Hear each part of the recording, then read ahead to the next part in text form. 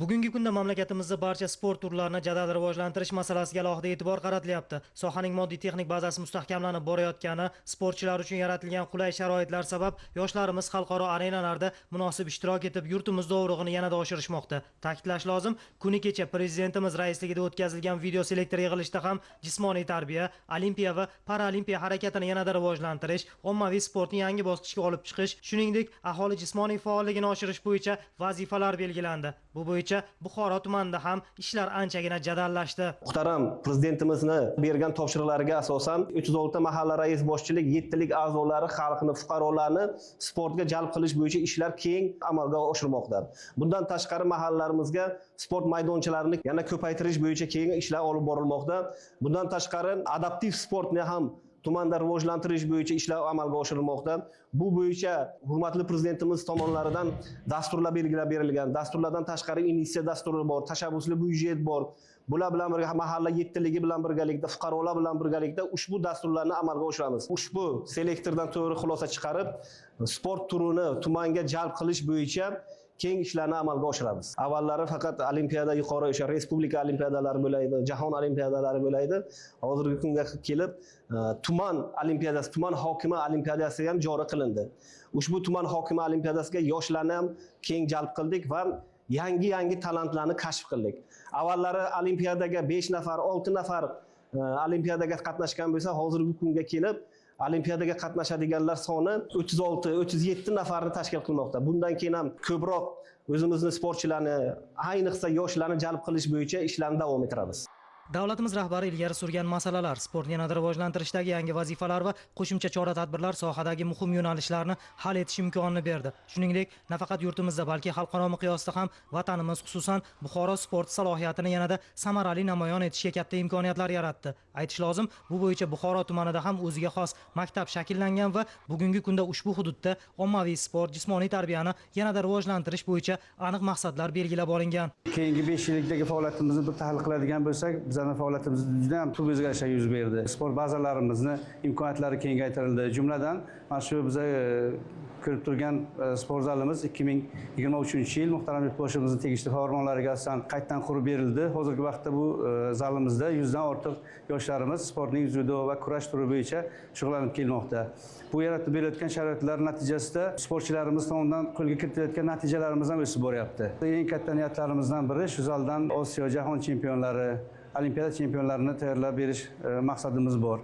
Kuni kecha muhtaram yurtboshimizdan o'tkazilgan selektor yig'ilishidan keyin sport sohasida faoliyat ko'rsatgan barcha xodimlar qatori biz ham maktabimiz jamoasi bilan o'zimiz faoliyatimizni qaytadan sarhisob qilib chiqdik va shunga amin bo'ldikki, bizning hozirgi qilayotgan ishlarimiz hali talab darajasida emas. Demak, o'zimiz ustimizda yana ishlab, yaratib berilayotgan imkoniyatlardan unumli foydalanishimiz kerak. Yangi baza qurib berilgandan keyin qo'shimcha sport turlarini ochish imkoniyatlarimiz ham kengaydi. Mana shu markaziy o'yingohda qo'shimcha futbol, yengil atletika sport turlari bo'yicha guruhlarni ochish imkoniyatlarimiz yaratildi. Natijaga erishishning eng katta bu mezoni bu seleksiya. Albatta, qaysidir qishloqda eng yaxshi sportchilarimiz nazardan chetda qolgan kelishi mumkin. Muhtaram yurtboshimiz tomonidan seleksioner trenerlarimizga ham juda katta imkoniyatlar yaratib berildi. Berilayotgan e'tibor yangi iqtidorlarni kashf etishga ham xizmat qiladi deb o'ylayman. Mahoratli sportchilar tayyorlashda bugungi kunda Buxoro tumanidagi Rabot Qalmoq mahalla fuqarolar yig'inida faoliyat yuritayotgan bolalar va o'smirlar sport maktabi ham yetakchilar qatorida bormoqda. Bu joyda faqatgina yoshlar emas, balki hudud aholisining muntazam sport bilan shug'ullanishi uchun barcha sharoitlar hozirlangan. Prezidentimiz faqatgina bu ommaviy sport bizning siyosatimiz dedilar. Bu yoshlarimizni sog'ligi. Biza sport bilan shug'ullantirsak, nafaqat chempionlar, bu kelajagimiz dedi. Qaysi kasbdan qat'iy nazar ziyoli, aqlli o'g'il qizlarimiz bo'ladi. Bulardan eng iqtidorlarni olimpiadaga olib chiqamiz. Bizning maktabimiz duzdo va taekvondo va TF bo'yicha ixtisoslashtirilgan. Tumanimiz bu polvonlar yurti.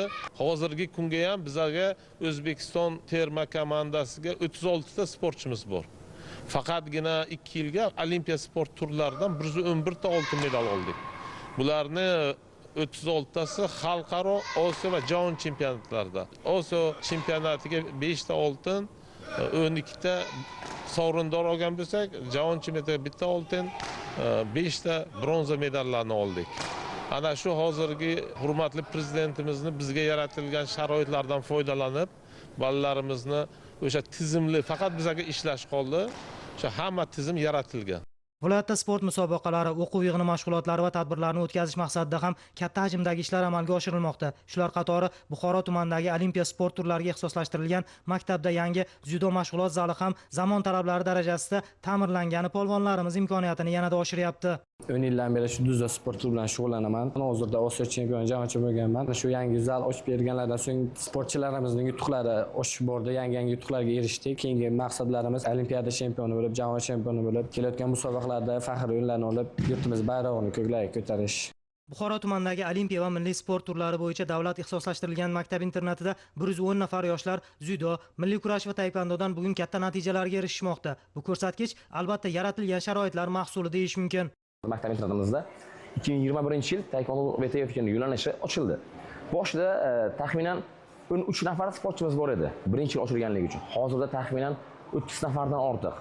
Bu ham maktab doirasida va maktabdan tashqari bo'lgan holatda yana bir 100 nafar sportchimiz hozir navbatda to'garak asosiga ham qatnashib kelyapti va o'sha to'garakdan tayyorlagan holatda va bu maktabimizga kiryapti. Boshida sharoitlarimiz to'g'risida endi yaxshi bo'lmagandi, lekin hozirda butun jahon talabi bo'yicha, faqat O'zbekiston bo'yicha emas, butun jahon talabi bo'yicha barcha jihozlarga egamiz. Bu bizga yaratib berilgan sharoitlarni ertaga bizga javobini berishimiz kerak. Buning javobi bizning natijalarimiz bilan. Prezidentimizning 2024-yil 18-dekabrdagi yoshlarning sport bilan muntazam shug'ullanishi uchun qo'shimcha shart-sharoitlar yaratish to'g'risidagi qarori asosida joriy yilda bir qator sport turlarini Buxoro tumanidagi maktablarda joriy qilish nazarda tutilgan. Aholining barcha qatlami bugun hududlarda tashkil qilingan sport maydonlarida o'z salomatligini mustahkamlash maqsadida jismoniy tarbiya bilan mashg'ul bo'lmoqda. Bugun mamlakatimizda bo'layotgan islohotlarni ko'rib, har bir o'zgarishlar, bunyodkorlik ishlari, shijoat g'ayratlarini ko'rib, biz keksalarni o'zimizda katta bir g'ayrat paydo bo'ldi. Muhtaram prezidentimizning yaqinda video selektor yig'ilishlarida men ishtirok etdim. Shu ishtirokimni shunaqa bir taassurotlar bilan chiqdimki, muhtaram prezidentimiz jismoniy tarbiyani ommalashtirish, mahallalarga olib kirish, keksalar o'rtasida ham bir motivatsiya berish, ularga kuch-quvvat, g'ayratni shu yo'llarini aytib o'tdilar. Men o'ylaymanki, bugun faqat biz jim o'tirmasligimiz kerak. Muhtaram prezidentimizning har bir chaqiriqlariga labbay deb qarashimiz kerak. Axir bu ertaga buyuk kelajagimizni, O'zbekistonimizni dunyoda tanishda mana shu o'sib kelayotgan asl farzandlarimiz bizning kimligimizni ko'rsatadi.